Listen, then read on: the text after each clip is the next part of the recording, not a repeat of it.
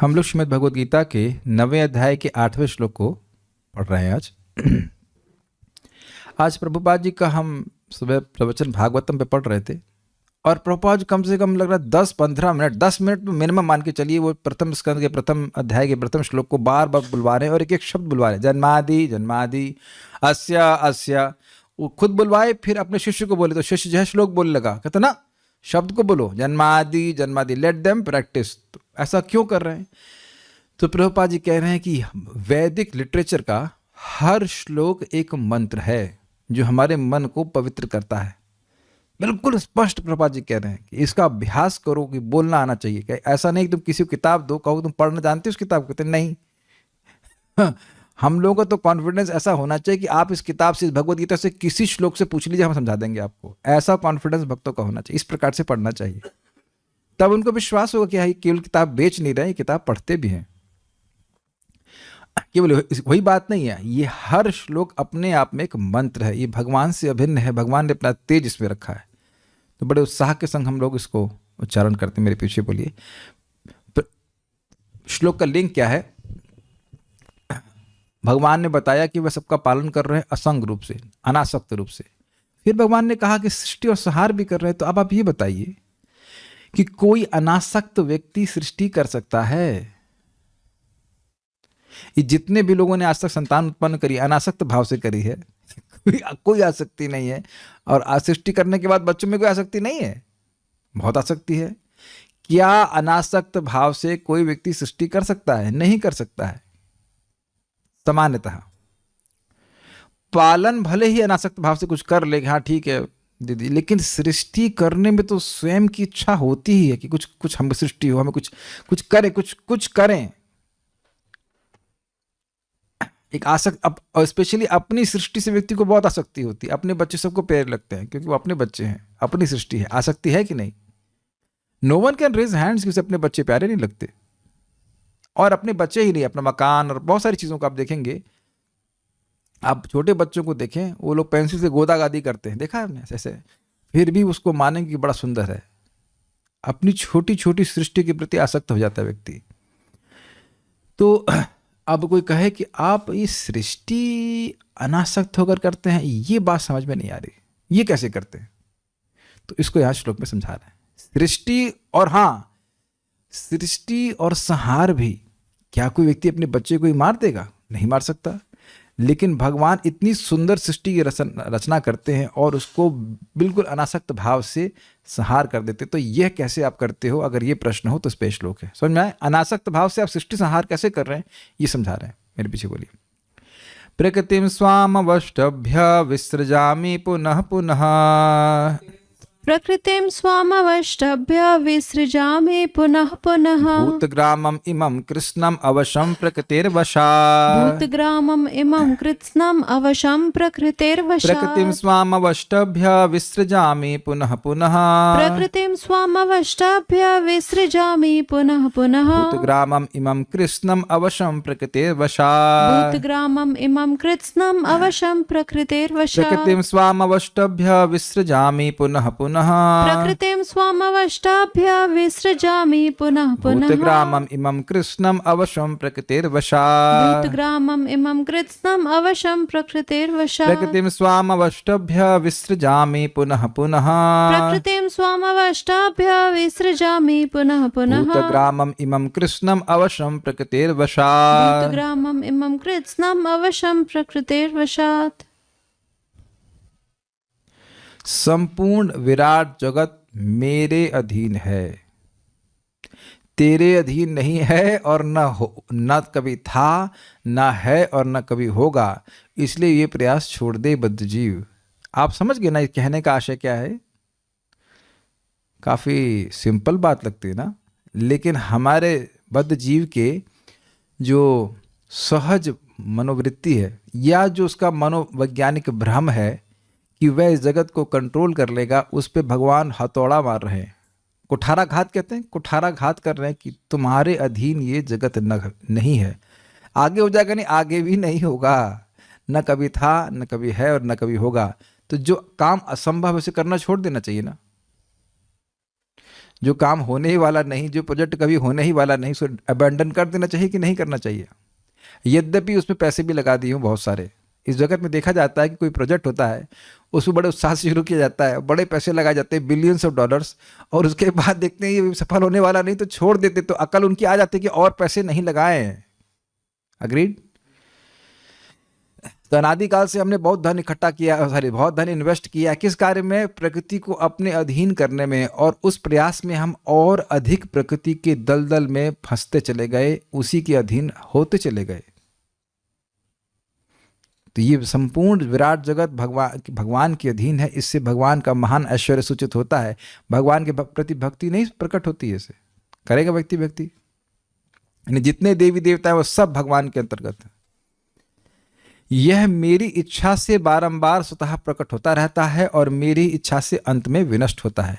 तो आप समझ रहे हैं कि भगवान स्वाम प्रकृतिम अवष्टभ्य, अपनी त्रिगुणात्मका प्रकृति का आश्रय कर मतलब भगवान उसको एम्प्लॉय करते हैं। भगवान प्रकृति का आश्रय नहीं लेते हैं। आश्रय का मतलब हुआ यहाँ पे कि भगवान प्रकृति को इस्तेमाल करते हैं, कंट्रोल करते हैं। प्रकृति वशात प्राचीन कर्म निमित्त स्वभाववश अवश्यम कर्म इत्यादि के परतंत्र इदम कृष्णम, इस समग्र भूत ग्रामम भूत समूह को पुनः पुनः विसृजामि, बार बार सुन करता हूँ। क्या मतलब है? भगवान अपनी त्रिगुणात्मक रजोगुण तमोगुण सतोगुण से बनी प्रकृति को एम्प्लॉय करते हैं, इंग्लिश में कहेंगे यूज करते हैं, इस्तेमाल करते हैं, और प्रकृति वशात जो जीवात्माओं के स्वभाव बन गए हैं, बद्ध प्रकृति बन गई है, बद्ध स्वभाव बन गया है, और सबका एक विशिष्ट बद्ध स्वभाव है, उसके अवशम जीव का उस पे वश नहीं है अभी। अब जो उसने संस्कार बना ली वो बना ली, उनके अनुसार इदम कृष्णम भूत ग्रामम, ये समग्र भूत समूह जितने भी जीव हैं उनको बार बार मैं विशेष रूप से सृजन करता हूं। मतलब विसृजामि शब्द यहाँ पे वी मतलब विशेष, सृजामि मतलब मैं सृजन करता हूं। अर्थात जिसका बहुत रजगुणी स्वभाव है तो उसको उसके वैसा ही शरीर प्राप्त होता है। अगर किसी का कर्म और प्रकृति मच्छर की तरह रही है तो वह मच्छर बनेगा अगली सृष्टि में। आप समझ में आ रहा है? एक जीवात्मा विशेष प्रकार के स्वभाव को प्राप्त होता है अपने कर्मों के अनुसार, ये तो क्लियर है सबको। और अब वह संस्कार उसके अगले देह को निर्धारित करता है, लेकिन यह सब किसकी अध्यक्षता में होता है? भगवान की। और कराए किसके जाता है द्वारा जाता है? प्रकृति के द्वारा। समझ पा रहे हैं श्लोकों को? प्रकृतिम स्वाम अवष्टभ्या विसृजामि पुनः पुनः, मैं अपनी प्रकृति को आश्रय कर, उसको एम्प्लॉय कर, उसको यूज कर, प्रभुपाद यहाँ पे अनुवाद किए हैं प्रवेश करके। तो प्रकृति में प्रवेश करने का मतलब क्या है? भगवान की काल शक्ति, आपको याद है ना, प्रधान में काल शक्ति और जीव शक्ति का शुभ होता है, तो भगवान की इच्छा शक्ति ही काल शक्ति के रूप में है। वह प्रकृति में प्रवेश करती है, तब प्रकृति के गुणों में क्षोभ उत्पन्न होता है, उनमें डिस्टर्बेंस होता है, और फिर वह महतत्व की सृष्टि करते हैं। फिर आगे प्रकृति के तत्वों की सृष्टि होती है, उसमें विभिन्न प्रकार के जीवों को स्थापित किया जाता है। फिर ब्रह्मा जी को प्रेरित करते हैं, ब्रह्मा जी फिर विभिन्न जीवों को उनके पूर्व कर्मानुसार विभिन्न प्रकार के देह प्रदान करते हैं। ये सारा सीक्वेंस आप समझते हैं। ये सब भगवान की इच्छा से हो रहा है, तो इसीलिए कह रहे हैं असक्त होकर कर रहा हूँ। जीवों को देह की जरूरत थी ताकि वो पुरुषार्थ कर सकें, चाहे वो काम हो, चाहे धर्म हो, चाहे अर्थ हो, चाहे मोक्ष हो, या भगवान का प्रेम हो, तो उसको प्राप्त करने के लिए वे कुछ कर सके, इसलिए भगवान ने यहाँ पे सृष्टि करते हैं। उनका अपना कोई इसमें उपकार नहीं होता, जीवों पे उपकार करने के लिए करते हैं, उनका कुछ उपकार होता नहीं, इसीलिए कह रहे हैं मैं अनासक्त भाव से करता हूँ। अच्छा, ये पहली लाइन तो क्लियर हो रही है। उसके बाद विसृजामि पुनः पुनः, मैं विशेष रूप से सृजन करता हूं बारंबार। बार बार का सृजन करने का मतलब है कि प्रलय भी होती है। आप लोग बार बार रोटी बनाते हैं, तो एक बार रोटी खत्म तब ना रोटी बनाएंगे दोबारा। हम बार बार रोटी खाते हैं तो क्यों बार बार रोटी खा रहे हैं? एक रोटी गायब तो फिर दूसरी प्रकट होना जरूरी है। तो उसी प्रकार से विसृजामि पुनः पुनः का अर्थ है कि बार बार सृष्टि होती है। अब कहेंगे इसमें क्या विशेष बात है? कुछ लोग ऐसा कहते हैं कि सृष्टि न तो कभी हुई और न कभी प्रलय होने वाली है। ये जगत स्टडी स्टेट थ्योरी, मतलब बराबर रहेगा, जैसा है वैसा ही चलता चला जाएगा। इसका खंडन यहाँ पे गीता से हो जाता है कि नहीं, बार बार सृष्टि होती है और बार बार प्रलय होता है। ये जगत स्थायी नहीं है, कुछ समय तक है लेकिन स्थायी नहीं है।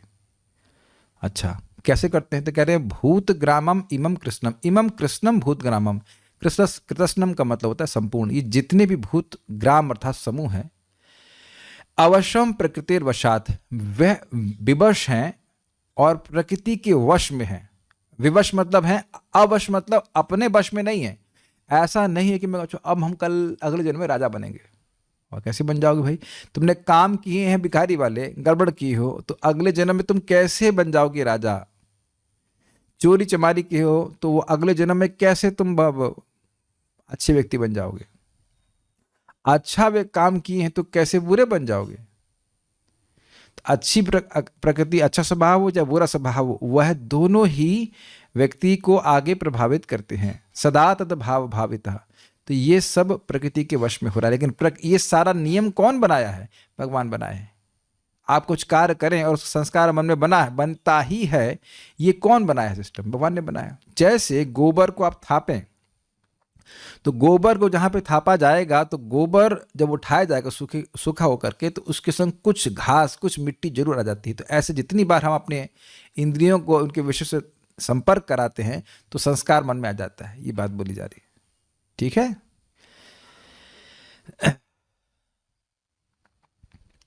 श्रीधरी, यदि कहो कि आप तो असंग और निर्विकार हैं, फिर सृष्टि कैसे करते हैं? तो इस अपेक्षा पर कहते हैं, अपने अधीन रहने वाली अपनी प्रकृति को अधिष्ठान बनाकर प्रलय काल में लीन हुए इस 4 प्रकार के कर्मादि के परवश हुए समस्त प्राणी समुदाय को बार बार नाना प्रकार से रचता हूँ। 4 प्रकार के हो गए, देवता, मनुष्य, पशु और पेड़। 4 प्रकार के समुदाय को मैं रचता हूँ। अधिष्ठान का क्या मतलब हुआ? क्लास कहाँ हो रही है? भक्ति वेदांत हॉस्पिस में हो रही है। तो ये भक्ति वेदांत हॉस्पिस एटलीस्ट इस क्लास का अधिष्ठान हुआ, ठीक?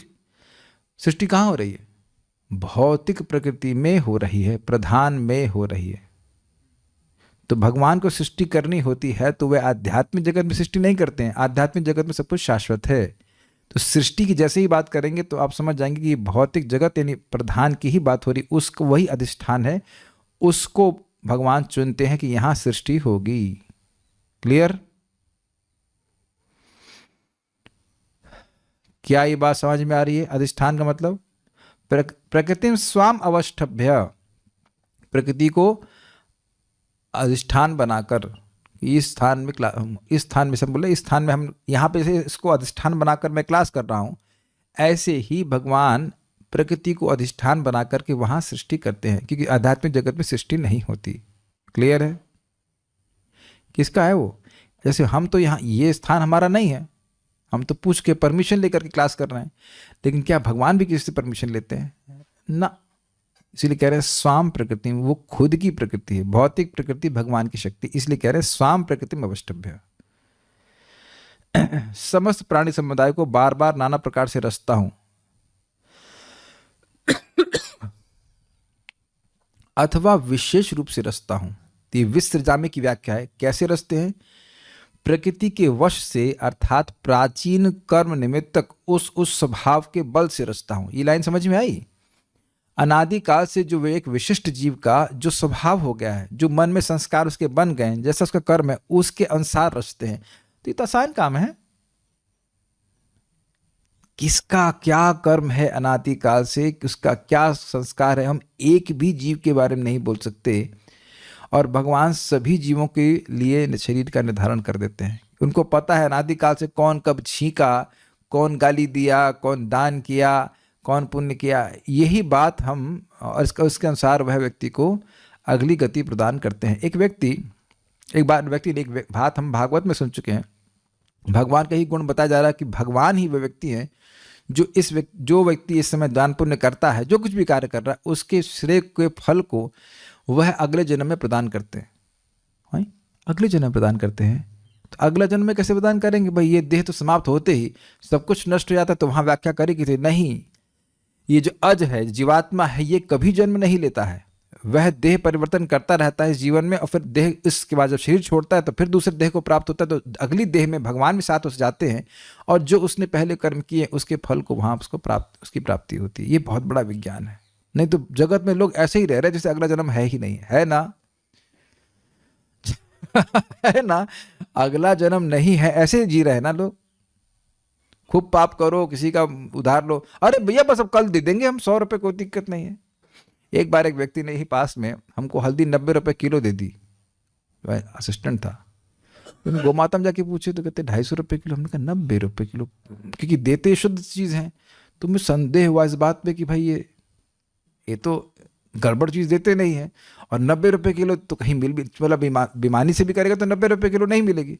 तो अगले दिन जा करके हम बोले कितने रुपए किलो है, 2-3 दिन बाद, तो कहे 190 रुपये किलो। तो उन्होंने कहा 100 रुपये ले लीजिए, नहीं तो अगले जन्म में बहुत लेना पड़ेगा, हमको बहुत देना पड़ेगा।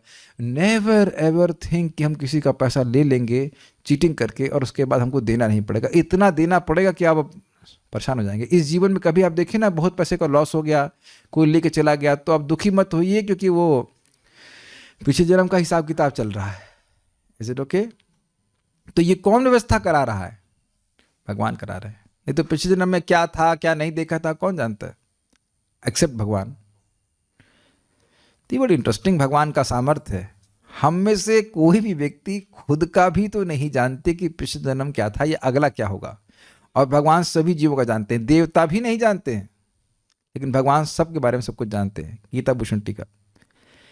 मेरी त्रिगुणमय प्रकृति में स्थित होने का अर्थ है कि मेरे संकल्प से प्रकृति को महतत्व और अन्य तत्व में परिवर्तित करते हुए, मतलब यहाँ पे शब्द था अवष्टभ्य, मतलब भगवान प्रवेश कर, प्रवेश का मतलब है भगवान का संकल्प शक्ति प्रवेश करती है, ऐसे समझ सकते हैं। और आप जानते हैं कि संकल्प क्या था? बहुश्यामः, मैं बहुत हो जाऊं, ये भगवान का संकल्प था, और यही संकल्प काल शक्ति के रूप में प्रकट होता है। भगवान की संकल्प शक्ति ही काल शक्ति के रूप में परिणत होती है, और वह काल शक्ति के द्वारा प्रधान को शुद्ध करती है जीवों के साथ, और उसके आगे फिर महतत्व की सृष्टि हो जाती है। मेरे संकल्प से ही विभिन्न काल चक्रों में मेरी प्रकृति को परिवर्तित करते हुए मैं जीवों के 4 प्रकार के शरीरों को सृजन करता हूं, देवता, मानव, पशु और वृक्ष। ये तो स्पष्ट समझ आ रहा है। मतलब कैसे भगवान अनासक्त रहते हैं? संकल्प मात्र से करवा देते हैं। यह कैसे होता है? जीवों के पहले के कर्म संस्कार के अनुसार मैं उनके शरीरों का सृजन करता हूं। उनके शरीरों का सृजन उनके संस्कारों पर ही निर्भर करता है। संस्कारों पर ही। अच्छे अर्थ में संस्कार का अर्थ क्या होता है? प्यूरिफिकेशन। एक तो है इंप्रेशन, और दूसरा अर्थ था संस्कार। इसका संस्कार कर दो, तो मतलब इसका शुद्धिकरण कर दो। हम इसको पॉजिटिव अर्थ में लेने का प्रयास कर रहे हैं। देखिए, भगवद गीता की बातें मानो ना भी समझ में आती हो तो भी संस्कार जरूर पड़ रहा है।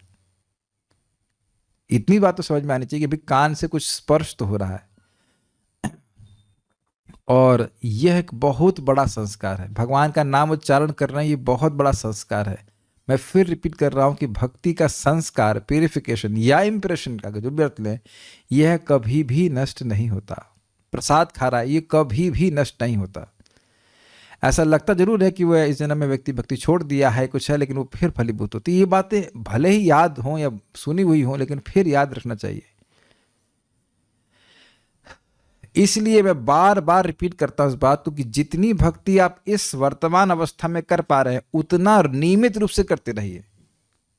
प्रसाद तो बहुत सारा खा सकता था कि आप 5 किलो प्रसाद खाएंगे, नहीं तो खा सकते। जितना ग्रहण कर सकते उतना ही ग्रहण कर पाएंगे ना।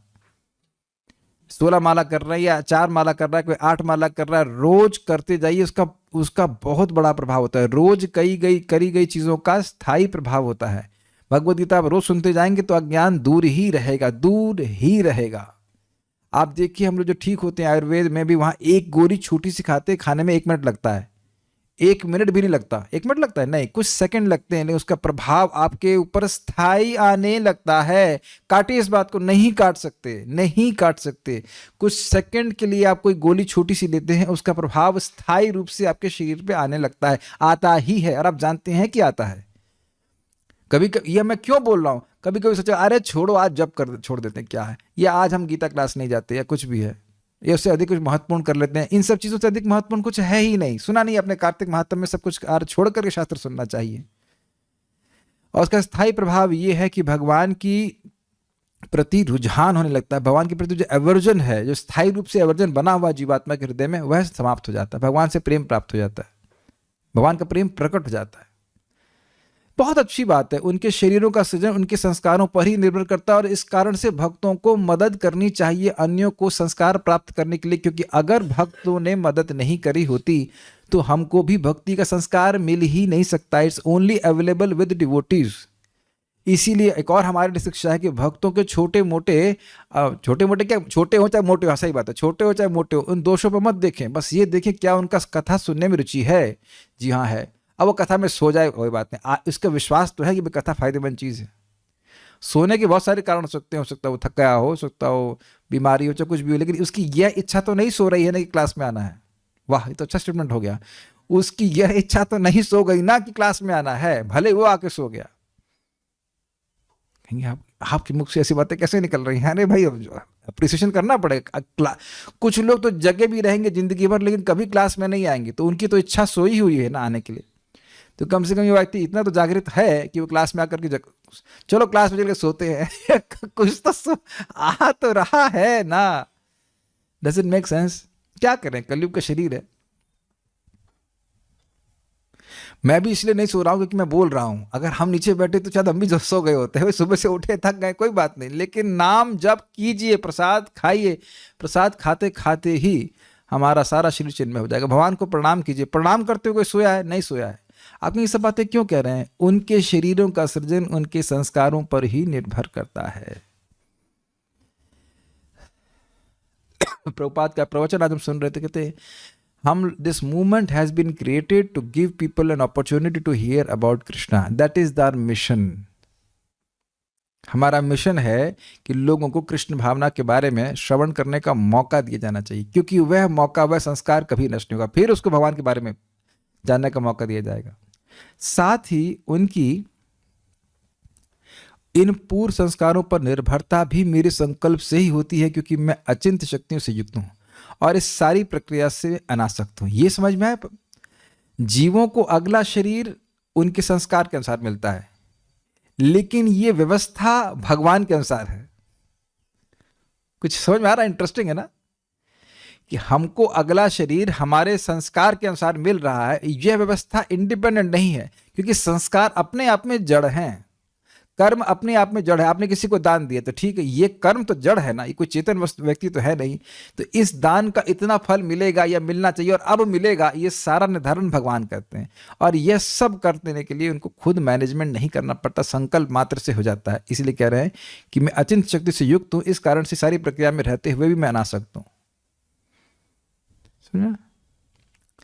यद्यपि मैं यह कार्य करता हूं, परंतु मैं प्रकृति का संपर्क बिल्कुल नहीं करता और ना ही इसे करने में थकावट का अनुभव करता हूं, क्योंकि व्यक्ति कुछ कार्य करता है तो थक जाता है ही ना। लेकिन भगवान केवल संकल्प मात्र से करते हैं। जैसे हम कल कुछ ट्रैवलिंग कर रहे थे तो संकल्प से नहीं कर रहे थे ट्रैवलिंग, उसके लिए उद्यम करना पड़ा, प्रयास करना पड़ा। तो भगवान कह रहे हैं बिना उद्यम किए मैं सब कार्य करता हूं। जब सारे कार्य बिना उद्यम के कर सकते हैं तो हमारा उद्धार करने में उनको उद्यम करना पड़ेगा। सोचे हैं कभी? जब इतने बड़े बड़े कार्य अनासक्त भाव से, बिल्कुल संकल्प से कर देते हैं, तो हमारा उद्धार करने में क्या कठिनाई है? तो भगवान को ध्यान से, अपना हमारा उद्धार करने में भगवान को कोई उद्यम नहीं है, और हमारे लिए भी कहो अति प्रयास। सुनाई पड़ा? भगवान का आश्रय लेंगे तो भगवान हमारा उद्धार कर देंगे। मामे वो ये प्रपद्यन्ते मायाम एताम तरन्ति ते। और भगवान का आश्रय लेने में कोई अधिक प्रयास नहीं है। अधिक प्रयास नहीं मतलब कुछ प्रयास है, लेकिन अधिक प्रयास नहीं है। क्यों? क्योंकि आप और मैं दिन भर कुछ ना कुछ तो करते ही रहते हैं। उन कार्यों को भगवान से जोड़ने की कला सीखनी है। सब्जी कौन नहीं खरीदने जाता? प्राय सभी लोग खरीदने जाते हैं, अगर आपको असिस्टेंट ना हो तो। लेकिन उस सब्जी खरीदने के कार्य को भगवान से जोड़ना है। किचन साफ सब लोग घर में करते ही हैं, तो वो भगवान का अगर डीटी घर में है तो अब उनकी सेवा कर रहे हैं। क्या मंदिर में डीटी किचन नहीं होता? क्या वहां पे सेवा नहीं होती है? कुछ अलग कार्य हो रहा है क्या? सिंपल सी बात है या नहीं? सिंपल सी बात। Is just a matter of acceptance. समझे मैंने क्या कहा? भगवान को हमें हमारा उद्धार करने में कोई उद्यम नहीं है, और हमें भी भगवान की शरण लेने में कोई अधिक प्रयास नहीं है, क्योंकि हम हमेशा किसी न किसी की शरण लेते ही है, या तो माया की या कृष्ण की।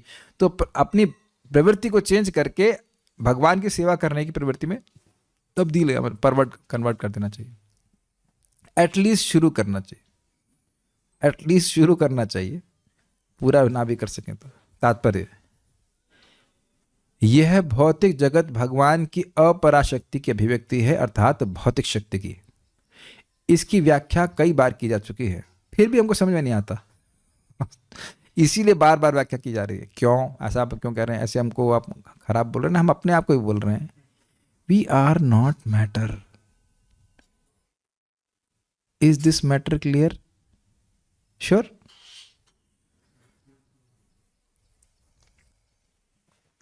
जब हम पदार्थ हैं नहीं तो पदार्थ हमें कैसे संतुष्ट कर सकता है? अग्नि में पानी का क्या मेल है? कुछ भी नहीं है। तो अब अगर व्यक्ति पदार्थ को भोगने के चक्कर में है या इसके संग्रह करने के चक्कर में है, तो एकदम व्यर्थ प्रयास हो रहा है कि नहीं? इसीलिए जीवात्माओं को, बद्ध जीव को माया मृग कहा जाता है। क्यों कहते हैं पता है? मृग मरीचिका समझते हैं, मिराज, रेगिस्तान में पानी है नहीं, तो वो दिखता किसको है? मृग को। तो माया मृग ये बद्ध जीव है जो माया की मरीचिका के पीछे भागता रहता है, पानी मिलता नहीं, सुख मिलता नहीं, और बाद में वह मर जाता है ऐसे करते करते। जब हम लोग आत्मा हैं तो हमें एक ही चीज संतुष्ट करेगी, और वो है चिद वस्तु, स्पिरिचुअल वस्तु। भौतिक वस्तु नहीं स्पर्श कर सकती। ये बार बार इसीलिए सब बातें सुनने की हमें आवश्यकता है कि भौतिक जगत भगवान की अपराशक्ति की अभिव्यक्ति। जब तक हम यहाँ पे हैं तब तक इन सभी वस्तुओं का उपयोग भगवान के लिए करते हैं तो ये स्पिरिचुअलाइज हो जाती, अन्यथा नहीं। इसकी व्याख्या कई बार की जा चुकी है। सृष्टि के समय यह शक्ति महतत्व के रूप में प्रकट होती है, जिसमें भगवान अपने प्रथम पुरुष अवतार महाविष्णु के रूप में प्रवेश कर जाते हैं। वे कारणानव में शयन करते रहते हैं और अपने श्वास से असंख्य ब्रह्मांड निकालते हैं, और इन ब्रह्मांडों में से हर एक में वे गर्भोदकशा विष्णु के रूप में प्रवेश करते हैं। इस प्रकार प्रत्येक ब्रह्मांड की सृष्टि होती है। वे इसके भी आगे अपने आप को क्षीरोदकशाय विष्णु के रूप में प्रकट करते हैं, और विष्णु प्रत्येक वस्तु में, यहाँ तक कि प्रत्येक अणु में प्रवेश कर जाते हैं। इसी तथ्य की व्याख्या यहाँ हुई है कि भगवान सभी में प्रवेश किए हैं, सभी जगह प्रवेश किए। अवष्टभ्य का अर्थ और लिया गया था कि प्रवेश किए हैं। भगवान प्रत्येक वस्तु में प्रवेश करते हैं, लेकिन प्रवेश करने के बाद भी असंग रहते हैं। जहाँ तक जीवात्मा का संबंध है, वे इस भौतिक प्रकृति में गर्भस्थ की जाते हैं। दोनों में अंतर है। दोनों ही भौतिक प्रकृति में प्रवेश कर रहे हैं, लेकिन भगवान अपनी स्वेच्छा से प्रवेश कर रहे हैं, नियामक के रूप में प्रवेश कर रहे हैं, और उससे अनासक्त रहते हैं। लेकिन बद्ध जीव जब प्रवेश कराया जा रहा है, जब उसको प्रवेश कराया जा रहा है, तो वह बद्ध हो जाता है, वह उससे आसक्त हो जाता है। हम अपने देह से आसक्त हो जाते हैं। हम सभी लोग धन की अपेक्षा क्यों करते हैं? किस लिए?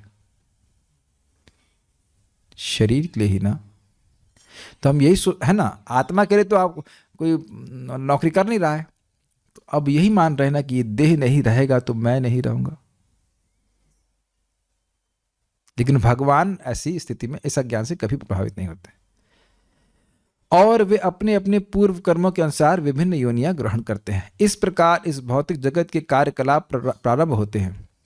विभिन्न जीव योनियों के कार्यकलाप सृष्टि के समय से ही प्रारंभ हो जाते हैं। ऐसा नहीं है कि ये योनियां क्रमशः विकसित होती हैं। तो अब देखिए, डार्विन की थ्योरी खंडित हो गई कि नहीं हो गई? भगवान ही सारी विश्वजा में विशेष प्रकार की योनियां हैं, हर प्रकार के जीव हैं, और उन सभी की सृष्टि भगवान एक साथ करते हैं। जबकि ये लोग कहते हैं कि अमीबा से आगे कुछ और 1 से 2 सेल, पता नहीं क्या क्या पढ़ा था हमने, फिर मल्टी सेलुलर चीज़ें बनती हैं। ये गलत है, इसको प्रमाण नहीं है।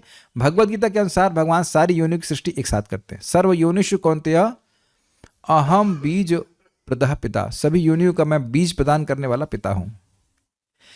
सारी की सारी योनियां ब्रह्मांड की सृष्टि के साथ ही उत्पन्न होती हैं। मनुष्य, पक्षी ये सभी एक साथ उत्पन्न होते हैं, क्योंकि पूर्व प्रलय के समय जीवों की जो इच्छाएं थीं वे पुनः प्रकट होती हैं। इसका स्पष्ट संकेत अवशम शब्द से मिलता है कि जीवों की इस प्रक्रिया से कोई सरोकार नहीं होता, मतलब वह कुछ नहीं कर सकते। पूर्व सृष्टि में वे जिस जिस अवस्था में थे वे उस अवस्था में पुनः प्रकट हो जाते हैं, और यह सब भगवान की इच्छा से संपन्न होता है। जैसे हम लोग अब कल सुबह उठेंगे तो हैब्रू नहीं बोलेंगे। आप में से कल कोई सुबह बंगाली बोलना शुरू कर सकता है, अगर बंगाली आज ना आती हो। आप सुबह उठते बोलते हैं ना पानी कहाँ है, अभी तो नहीं बोलते आब हयात ले आओ वटेवर, ऐसा कुछ तो नहीं बोलते आप। उर्दू भी नहीं बोलते ना, आप जिसको अंग्रेजी नहीं आता वो अंग्रेजी नहीं बोलता। सहज रूप से हिंदी का संस्कार है तो सुबह उठकर हिंदी ही याद आती है। कितना स्वाभाविक लगता है ना। ऐसे हम किसी संत के बारे में पढ़ रहे थे, नाम भूल रहा हूं, उनको बचपन से ही नाम में रुचि प्राप्त थी। परम पूज्य राधा गोविंद महाराज गांव में थे, उनके बारे में सुना मैंने। तो एक बार वो जप कर रहे थे हरे कृष्ण मंत्र का, और उनकी आंखों से अविरल धारा बढ़ रही थी आंसुओं की। तो उनके पिताजी घबरा गए, क्या हो गया, दुखी हो, कुछ कष्ट है? तो वो सोचते कि परेशानी इसलिए रो रहे। आप बात समझने का प्रयास करें। प्रभुपाद जी बचपन से बताते हैं ना, बचपन से ही भगवान कृष्ण के प्रति आकर्षित थे। तो भक्तों को बड़ा उत्साह होना चाहिए, भाई कुछ भी हो इस जन्म में हमारे पास 10 साल 20 साल 30 साल 40 साल जो कुछ भी हमारे पास है, हम नहीं जानते कितना है, हम रोज गीता पढ़ेंगे, रोज भागवत पढ़ेंगे, रोज भगवान का नाम जप करेंगे, रोज भगवत गीता का नियमों का पालन करेंगे, प्रसाद खाएंगे। 4-5 चीज़ें करनी है, बस 4 ही चीज़ें करनी है बेसिकली। प्रसाद खाना है, कथा सुननी, जाप करना है, भगवान का दर्शन करेंगे। तो नहीं पहुंच पाएंगी तो हमको पहले ही पता है, भगवान के पास इस जन्म में नहीं पहुंच पाएंगी तो हमको पहले से पता है, अपनी अयोग्यता को देखते हुए। लेकिन ये भी पता है कि प्रभुपाद जी और भगवान की बहुत बड़ी कृपा है। तो एक संभावना ये कि इसी जन्म में हम चले जाएं, और यह तो संभावना क्या, तो निश्चित बात है कि अगला जन्म इस जन्म से अच्छा होगा। ये क्लियर है, सब भक्तों को स्वीकार्य है। तो फिर टेंशन किस बात की है? अरे एक जन्म में नहीं पहुंच पाएंगे, टेंशन नहीं होगी। अरे भाई जो ट्रेन पहुंचेगी ही उसमें बैठे रहना ही उचित है ना। जो ट्रेन कभी भी नहीं पहुंचेगी उसमें तो बैठने से कोई उत्साह नहीं होता, कभी है ना। आप समझ रहे हैं, कभी कभी गलत ट्रेन में बैठ जाते हैं तो वो ट्रेन तो आपके डेस्टिनेशन में पहुंचेगी ही नहीं। तो जो ट्रेन पहुंचेगी ही उस पर बैठे रहना ही बुद्धिमानी है ना। कभी कभी ट्रेन थोड़ा डिले हो जाती है, कुछ हो जाती है, तो कहते हैं कोई बात नहीं, पहुंच जाएंगे, अच्छा है, थोड़ा देर सवेर पहुंच ही जाएंगे। अग्रीड। जो ट्रेन अनादिकाल से लेट है हमारी ट्रेन है ना, तो वो अगर 2-4 जन्म 10 जन्म 20 जन्म 100 जन्म 100 करोड़ जन्म में पहुंच जाए तो भी लेट नहीं कहा जाएगा ना। इतना समय नहीं लगेगा, महाप्रभु हैं, प्रभुपाद जी हैं। आप लोगों को लग रहा होगा हम सब बातें क्यों बोल रहे हैं, क्योंकि जिस अवस्था में पूर्व सृष्टि में थे उस अवस्था में ही व्यक्ति प्रकट होता है। ये कितना बड़ा आयोजन भगवान का है। कितना साल बीत गया प्रलय और सृष्टि के बीच में? 2 प्रकार की बातें आ जाएंगी। एक तो हम जो अगर यहाँ के प्रसंग की बात करें तो यहाँ तो ब्रह्मा जी के परमायु के बाद होने वाली प्रलय की बात हो रही है। अब उसके कितने सालों बाद सृष्टि होगी उसका तो कोई अंदाज ही नहीं है, और उसमें भी जीवों को क्या स्थिति थी भगवान को याद रहती है। आप कुछ समझ रहे हैं बात? और जब भगवान को आप भोग लगा रहे हैं, भक्ति कर रहे हैं, भगवान का नाम उच्चारण कर रहे हैं, आप सोचेंगे कि भगवान को भूल जाएंगे? सारे चीजों को, सारे कर्म को बाईपास करके वो जन्म देते हैं। ध्यान दीजिएगा कि अगर हम सबका जन्म कभी होगा, किसी भी भक्त का जन्म होता है भगवान विष्णु के, तो केवल इसलिए कि उसकी भक्ति बढ़ जाए। Is that clear? केवल इसीलिए कि उसकी भक्ति बढ़ जाए, वह कर्म के अधीन होकर के नहीं जन्म लेता। रूपा जी समझाते, जिसने कभी भी नाम उच्चारण किया है तो भगवान की डायरी में अपना नाम लिख लेते हैं भगवान से, इसको अपने पास बुला के लेके आना। That's why we should chant Hare Krishna and spread Hare Krishna. किसी तरह से आपने संपर्क करा दिया हरे कृष्णा का, वो व्यक्ति जरूर मुक्त होगा। भगवान इस सारे प्रोसेस को बाईपास करके उसको बारंबार ऐसे जन्म देंगे ताकि वो भक्ति कर सके। इस जीवन में नहीं देख रहे थे कि कुछ नहीं पता था भक्ति के बारे में, फिर भी भगवान लेकर के आ गए। हम लोग कल्पना भी नहीं कर सकते थे कि ऐसा कोई जीवन ऐसा हो सकता है जैसा जीवन हम लोग अभी जी रहे हैं। अग्रीड। इसे जल्दीबाजी करने के बजाय भगवान पर विश्वास रखकर धैर्य से अच्छे से भक्ति करने का प्रयास कीजिए। एक भक्त बड़े परेशान हैं, वो हमसे पूछ रहे थे, प्रभु जी हमको जब में बहुत नींद आ रही है, ये है वो है। तो हमने कहा जा करके जब बाहर से जब कर लिया करिए, टहल के जब कर लीजिए। भाई नहीं करने से बैठ जाए और सो ही जाए, और नहीं कर रहे हैं तो उससे तो बहुत अच्छा है कि चल के करें। और प्लीज समझिए, ये एक फेज है आपका, ये शाश्वत नहीं है। एक फेज है, हो सकता है शरीर की कोई बीमारी है, हो सकता है अनर्थ है, जो कुछ भी है, तो अब वो निकल जाएगा। बस अब नाम बोलते जाइए, वो निकल जाएगा और आप देखेंगे अरे वो हम चल के जब करते थे याद भी नहीं रहेगा। हम इन सब बातों में इसलिए कहने का प्रयास कर रहे हैं कि भगवान जो भी हम भक्ति कर रहे हैं, भगवान सब उसको नोट कर रहे हैं और हमारी प्रगति कराते जाएंगे, उनकी कृपा से प्रगति होती जा रही है। ये सब भगवान की इच्छा से संपन्न होता है, यही भगवान की अचिंत्य शक्ति है। एक बात और ध्यान देने वाली है, भगवान की इच्छा से होता है, लेकिन ऐसा नहीं अरे यार भूल गया यार वो अरे वो तुमको गधा बना दिया, अरे सॉरी यार तुमको तो स्वर्ग का राजा बनाना चाहिए था, अरे गलती हो गई यार, गलती हो गई। हमारी इच्छा से बहुत कुछ कार्य करते हैं, लेकिन इसमें बहुत बार भूल जाते हैं, है ना। लेकिन भगवान की इच्छा से होता है, मतलब भगवान को याद भी रहता है कि इसने क्या काम किया था। गधे वाला काम किया था तो गधा बना, और देवता वाला काम किया तो देवता बना। देखा है कभी किसी कुत्ते की आंख में, और बिल्कुल इंसान जैसी आंख लगती है। कभी देखे हैं, ये सब एक्सपेरिमेंट करते हैं आप लोग कभी? ये बंदर की आंख को देखिए, एकदम ऐसा लगेगा कि इंसान ही है। बड़ी दया आती है कि वो वही व्यक्ति है जिसने सोचा नहीं था कि वो कल एक कुत्ता बन जाएगा, है ना। यही प्रभुपाद जी कितने सुंदर शब्द है ना, कि कितनी खतरनाक सभ्यता है कि ये लोग ये नहीं समझ पा रहे हैं कि कल एक कुत्ते के शरीर में होंगे। और हम भक्त लोग इतने दल्लू हैं, हम ये नहीं समझ पा रहे हैं कि ये नाम उच्चारण करने से कल हम भगवान के पार्षद के शरीर में भी हो सकते हैं। जो नहीं सुनता है उसके महत्व को नहीं समझ पा रहा है, जो नहीं कर पा। We can be tomorrow an associate of supreme lord, ऐसा कल ही हो सकता है। और दूसरी बात मैं आपको और बताऊं, बड़ी जबरदस्त। कई बार भक्त लोग मुझसे पूछते हैं कि हम भगवान की लीला में प्रवेश करेंगे या नहीं करेंगे। अरे बुद्धू, जब पहले से ही लीला में हो तो कौन सी लीला में प्रवेश करोगे? कौन सी लीला में प्रभु जी, कौन सी लीला? ये चैतन्य महाप्रभु की लीला नहीं चल रही है। पृथ्वी ते आछे यत नगर आदि ग्राम, सर्वत्र प्रचार होइबे मोर नाम। और ध्यान दीजिएगा कि जो लोग लीला में होते हैं उनको नहीं पता होता कि वो लीला में है।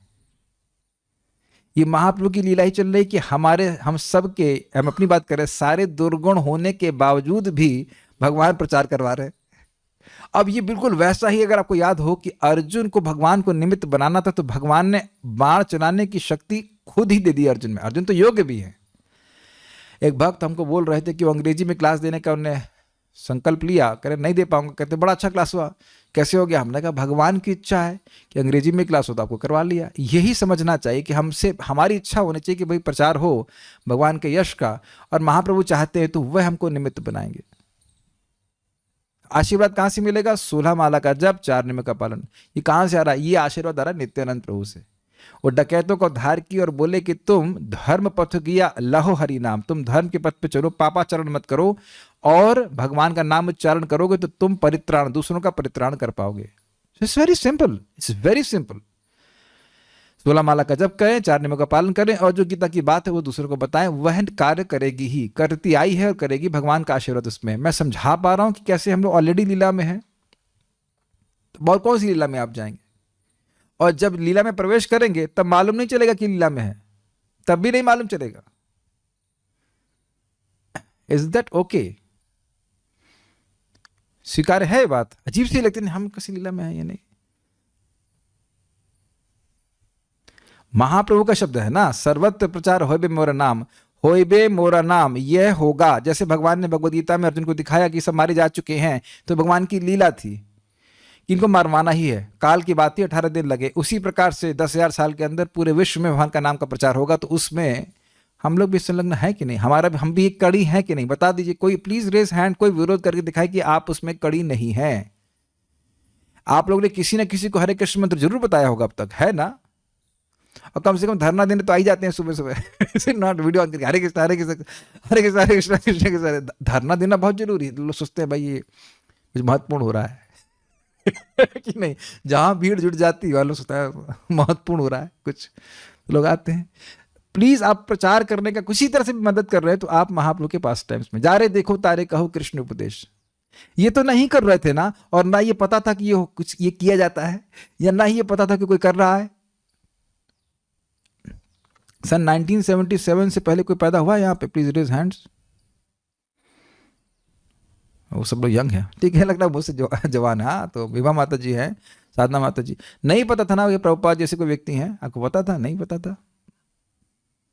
आपकी शायद आपके पिताजी को भी ना पता हो सकता है, काफी संभावना है कि नहीं पता होगा। क्या प्रभुपाद जी की लीला समय नहीं चल रही थी? क्या वो आंदोलन नहीं चल रहा था? सब चल रहा था। तो हम खाली बोल रहे हैं कि हम सब लोग एक कड़ी हैं इस बहुत बड़े लीला पास्ट टाइम्स में, हमें उसमें संलग्न होना चाहिए, तो चिंता नहीं करनी चाहिए। यही भगवान की अचिंत शक्ति है कि उनकी इच्छा से सब कुछ हो जाता है। विभिन्न योनियों को उत्पन्न करने के बाद भगवान का उनसे कोई नाता नहीं रह जाता। मतलब देखिए, भगवान ही पालन कर रहे हैं, तो उस अर्थ में नहीं प्रपात कह रहे हैं नाता नहीं रह जाता, मतलब वो क्या करना चाहते हैं वह उनकी इच्छा पर निर्भर करता है, भगवान उसमें हस्तक्षेप नहीं करते हैं। यह सृष्टि विभिन्न जीवों की रुचियों को पूरा करने के उद्देश्य से की जाती है। इसका क्या मतलब है? 84 लाख योनियां क्यों हैं? क्योंकि 84 लाख प्रकार की इच्छाएं हैं। काश थोड़ा उड़ लेते, अच्छा गौरैया बजाओ, नहीं थोड़ा अधिक उड़ लेते, अच्छा चील बन जाओ, समझ में आया? और हम उसको ही खा जाते, तो अच्छा ठीक है तुम शेर बन जाओ। ऐसे करके जीवों की विभिन्न इच्छाएं, इस कारण से 84 लाख योनियों की व्यवस्था भगवान ने करी। अतः भगवान इसमें किसी तरह से बद्ध नहीं होते हैं, तो असंग रहते हुए भी भगवान सृष्टि करते हैं। ये बात इस श्लोक में स्थापित हुई। कोई प्रश्न है किसी भक्त का?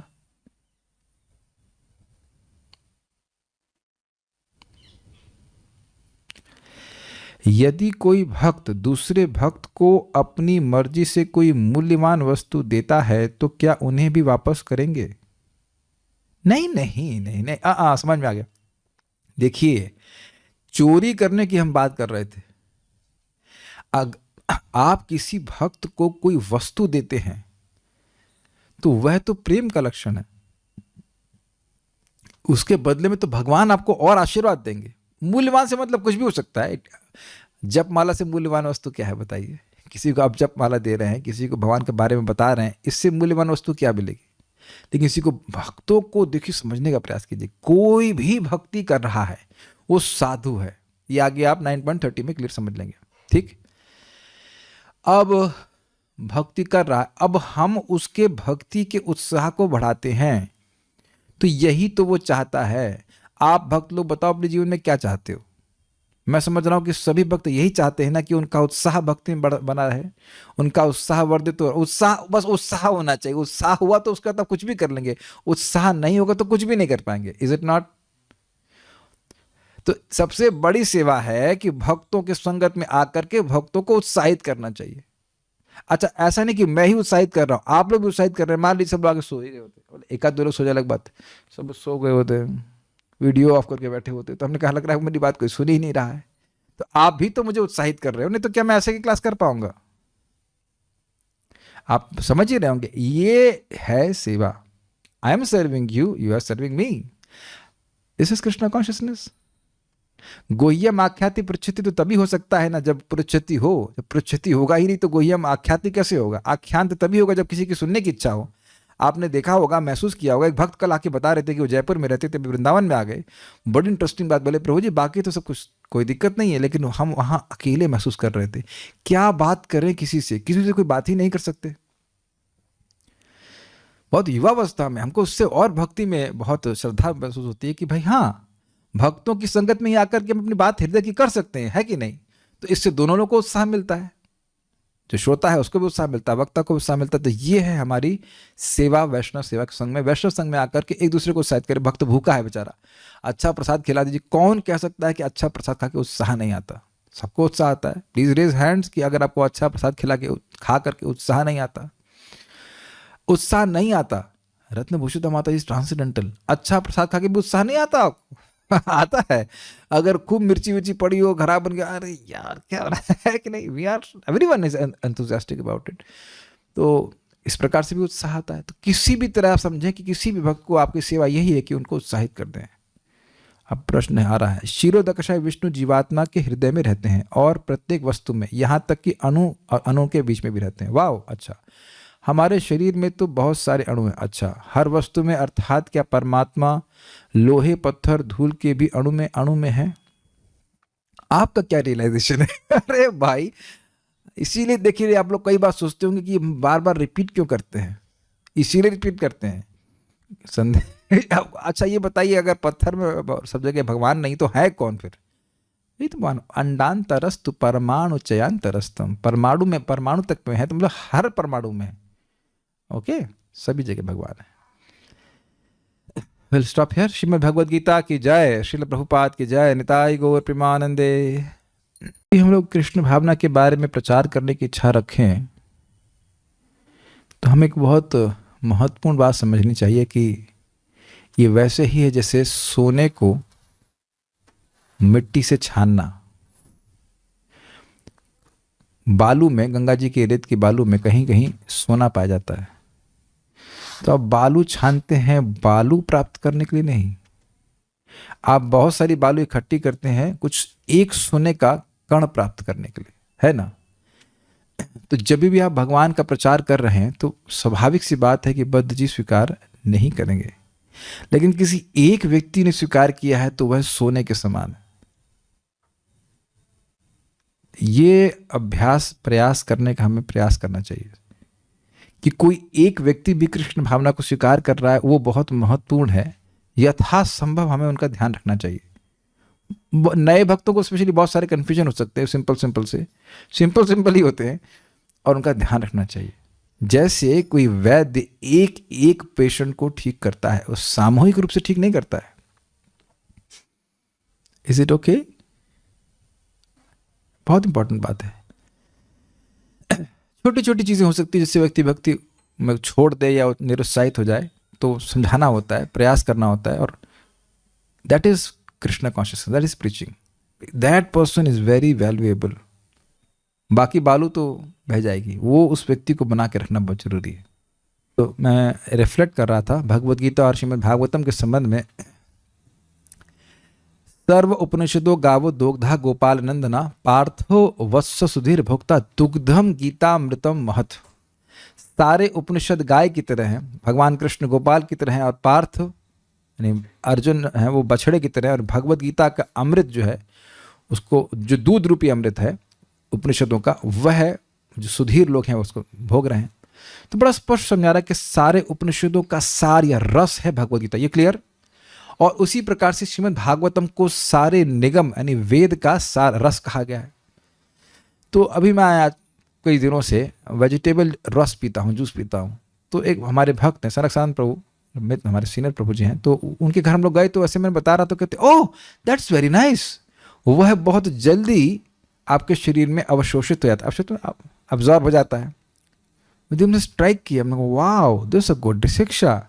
भगवद गीता पढ़ रहे हैं तो उपनिषद का जो भी रस है वो आ रहा है, और रस हमारी चित्त में जल्दी अवशोषित हो जाता है, हमको जल्दी नरिश करता है। भागवत भी इसी प्रकार से है।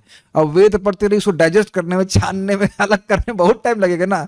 तो व्यास देव जी जूसर लगा करके इसको निचोड़ कर दे रहे हैं, और सारा वेद का ज्ञान हम खटाखट पीते जा रहे हैं, है ना। बस इच्छा होनी चाहिए। बहुत सिंपल सी बात थी, लेकिन हमको बड़ा उत्साह मिला कि हाँ सही बात है, पूरा वेद पढ़ने की जरूरत क्या है। जैसे मान लीजिए आपको मतलब बीटरूट का जूस है, जो भी आपको एप्पल का जूस मिल गया, तो एप्पल को क्यों काटेंगे, छीलेंगे, वो नहीं करेंगे, जूस पियेंगे। तो इसी प्रकार से भगवद गीता और भागवत को पढ़ करके व्यक्ति को सारा अमृत, सारा रस मिल जाता है। रसमालयम भुवि भावकः पिबत पिबत पियो पिबत भागवतम रसमालयम मुहुरहो रस भुवि भाविकः, है ना। ये तो है। तो आप सभी लोग इस प्रकार के रसिक भक्त हैं जो इस रस को पीते रहते हैं। सो प्लीज, भगवान को आप देंगे पत्रम पुष्पम फलम तोयम, भगवान आपको देंगे अमृत रस। Is it not? और भगवद गीता एंड भागवतम। हरे कृष्णा है। Nice time with all the devotees here. Will meet in the evening, Krishna willing. Thank you so much. Srila Prabhupada की जय।